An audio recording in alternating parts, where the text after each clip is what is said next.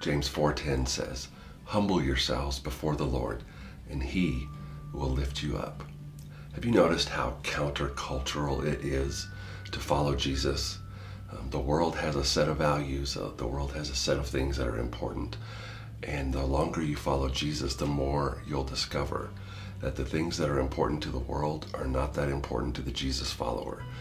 To follow Jesus is to embrace a set of values and a set of important things that sometimes run the exact opposite of what our culture values or thinks is important. And right off the bat, to follow Jesus, one of the first things you have to have is humility.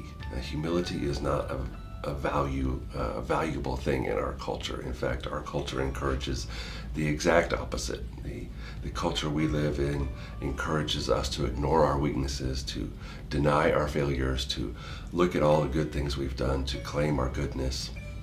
Our culture encourages us to stand tall and be self-made men and women and believe that we can just do anything we want to do because we're good, strong human beings.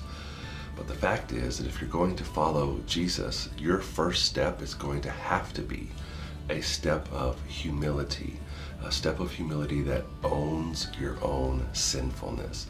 You cannot approach God with pride in your heart. You can only approach God with humility.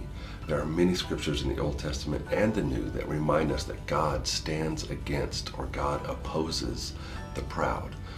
King Solomon said that God keeps his distance from the proud. And so in order to get peace with God, your first step is humility. And so this week we're going to talk about biblical humility. What does it look like? How do we apply it? And why is it so important? When James says to humble yourself before the Lord, the word that he is using in Greek is a word that instructs us to view ourselves correctly. And the way you view yourself correctly is to view yourself in the light of your sin and what your sin cost God. So if you are ever tempted to think really highly of yourself, if you're tempted to think you've got it all figured out, and if you're tempted to think that you've figured out the way and your way is the right way, just view yourself in the light of your sin.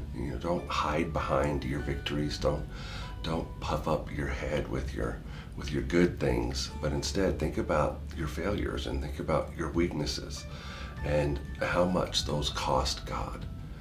When I'm tempted to think too highly of myself, I just remind myself that I killed the Son of God. And that is a humbling thought, that even if I was the only human being on earth, or even if I was the only human being who had sin, God still would have sent his Son just for me, and my sin still would have cost him his life. And so when I begin to view myself in the light that my sin and my failure has cost God the life of his Son, that is a humbling position. And it's the first step in humbling yourself. It's the first step in obeying the scriptures, to humble yourself before the Lord. In the last part of that verse, James says, when you humble yourself, God lifts you up. God is the one who lifts you up when you are humble. And the fact is, you want God to lift you up so you don't have to be doing the heavy lifting your whole life, because you just can't do it. So this week, I hope you'll join us as we look at what it means to humble ourselves, to view ourselves correctly. Humble yourselves before the Lord, and he will lift you up. I hope you find yourself lifted up today. Bye.